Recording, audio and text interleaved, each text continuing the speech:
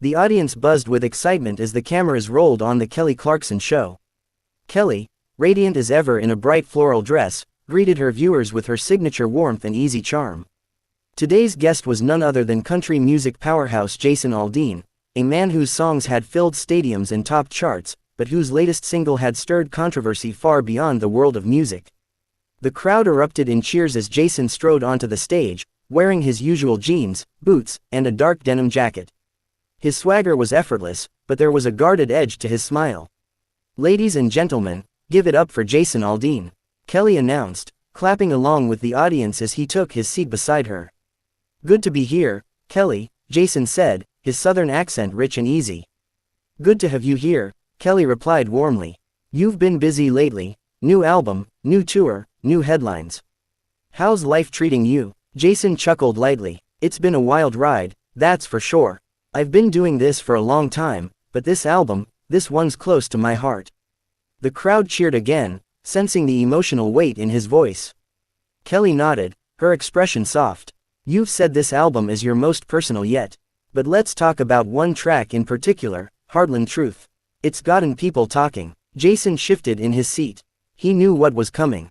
"Yeah," he said slowly, "I figured we'd get to that." Kelly kept her tone light but inquisitive. "Some critics are saying the song's political, that it touches on some pretty divisive themes. What do you say to those people?" Jason exhaled, his fingers tapping against his knee. "Look, I don't write to please critics. I write what I feel. That song isn't political, it's about home. About pride in where you come from, about small town life and the struggles that come with it. If people want to read something else into it, that's on them." Kelly nodded, trying to balance empathy with curiosity. "I totally understand writing from your heart," she said. "But when you have millions of listeners, don't you think there's a line between personal truth and something that can be misinterpreted? I mean, words can be powerful." The audience hummed with quiet tension. Jason's smile faded. "Kelly, I can't control how people interpret my music," he said firmly. "If someone gets offended, that's their problem. I'm not out here trying to start a debate. I'm just telling stories from my life." Kelly hesitated. "Of course, I think people know you're authentic. But with how charged things are in the world right now, do you ever think, maybe, some lyrics hit differently than you intended?" Jason's jaw tightened. "You know, that's what frustrates me. Folks are so ready to twist anything a country artist says into something political. I'm not out there making statements. I'm making songs." Kelly's voice softened, trying to ease the tension. "I hear you, Jason. I really do. I just think sometimes when art sparks conversation, that can be a good thing too." But Jason wasn't hearing it. His expression hardened. "Good for who? The bloggers, the people sitting online waiting to tear you apart. That's not a conversation, that's a witch hunt." The audience fell completely silent now. Kelly, ever the professional, tried to redirect. "Well, maybe it's a sign that people care about what you have to say. That your voice matters." Jason leaned forward, his tone sharpening. "Kelly, with all due respect, I didn't come here to talk about people being offended. I came here to talk about music. My fans know what I stand for. I don't owe explanations to anyone." Kelly's eyes widened slightly, but she kept her composure. "I understand that. I just think," Jason interrupted, his voice low but unmistakably irritated. "You think I should change how I write? Tone it down, make it more polite." "Not at all," Kelly said quickly. "I just think as artists, Jason raised a hand, cutting her off. "Kelly, I've been doing this for over 20 years. I've played for crowds bigger than this entire city. I don't need to justify my lyrics on a talk show." The tension was thick enough to cut with a knife. Kelly glanced toward her producer, who was waving subtly from behind the cameras. She forced a nervous smile. "Okay," she said softly, "let's take a breath. I think everyone just wants to understand your perspective." Jason shook his head. "Nah, I think everyone just wants a headline."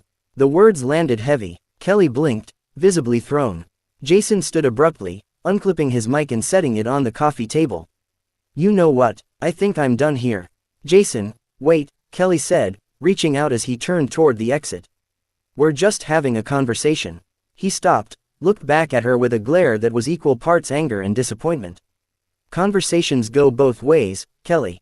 This one feels more like an ambush." Then, without another word, he walked off stage. The audience gasped. Kelly sat frozen, her hand still slightly raised. The producers shouted for a commercial break, and the theme music played awkwardly as Jason disappeared behind the curtains. Kelly finally exhaled, forcing a shaky smile toward the audience. "Well," she said softly, "live TV, always full of surprises." The audience gave a hesitant laugh, but the unease in the room was undeniable. What was meant to be a simple chat about music had turned into one of the most intense moments daytime television had seen in years. The moment Jason Aldean stormed off the Kelly Clarkson show, the clip was destined to go viral. Before the day was over, it had been replayed, dissected, and shared millions of times across every corner of social media. Fans who hadn't even watched the show in months were suddenly talking about it. News outlets ran with sensational headlines: "Jason Aldean walks off Kelly Clarkson's show after on-air clash," and "Tense moment stuns viewers as Aldean exits interview." Kelly's production team worked overtime, carefully editing the footage for the episode's rebroadcast. They removed some of the more awkward pauses but left enough in to preserve the drama. Kelly, meanwhile, sat in her dressing room, scrolling through a flood of messages on her phone. Some were supportive: "You handled that so well, Kelly," while others accused her of pushing too hard. She sighed, setting her phone aside. She had been in tough interviews before, but this one stung. She genuinely liked Jason. She hadn't meant to provoke him, she just wanted to have an honest conversation. That evening, Jason Aldean took to social media. He posted a photo of himself backstage at a concert venue, guitar slung over his shoulder. The caption read, "I stand by my music and my words. I've always been real with my fans, and I always will be. No drama, just truth." Within minutes, the post had hundreds of thousands of likes. His fans rallied behind him, praising his authenticity and defending his walk-off as standing up for himself. But critics weren't as kind. Some called him unprofessional, accusing him of overreacting to simple questions. Comment sections turned into digital battlegrounds, with people passionately taking sides. Meanwhile, entertainment blogs and YouTube channels churned out commentary videos analyzing every frame of the encounter.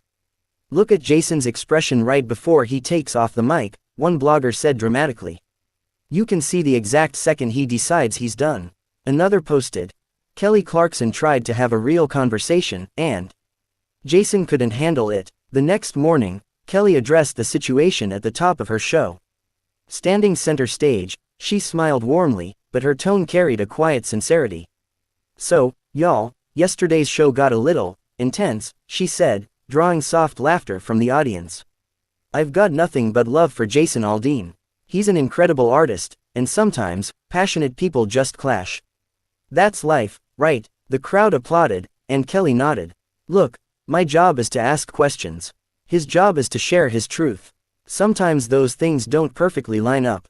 But that's okay. That's what makes conversations real." Her poise impressed even those who had criticized her. She didn't take shots, didn't assign blame, she simply moved forward with grace.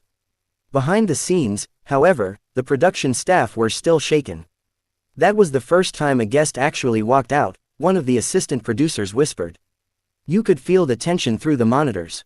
Another added, "Kelly handled it like a pro, though. She didn't flinch." A few days later, reporters caught up with Jason outside his Nashville studio.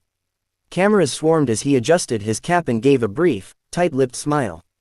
"Ain't much to say," he muttered. "Kelly's good people, but I'm not here to play media games. I'm a musician. That's it." Then, just like that, he was gone again, leaving the press with more questions than answers. Privately, those close to Jason said he felt ambushed. He thought it was going to be a chill interview about the new record, one member of his team shared anonymously. He didn't expect it to turn into a moral debate. Jason's not great at filtering himself on camera. He says what's on his mind, and that's what happened. But others saw the moment as a turning point. It reminded people why they love him, or why they don't, one music critic wrote. "Aldean has always represented raw, unapologetic country. That authenticity can be inspiring, but it can also make him volatile." Kelly, on the other hand, was flooded with praise from colleagues and fans for how she handled the moment. Fellow talk show hosts sent her messages of support. "That's live TV for you," Jimmy Fallon texted her jokingly. "At least nobody threw a chair." Kelly laughed when she read it, shaking her head. But deep down, she couldn't shake the image of Jason's face, frustrated, wounded, defensive. She hoped someday they'd talk again, off camera, just as two musicians who understood each other.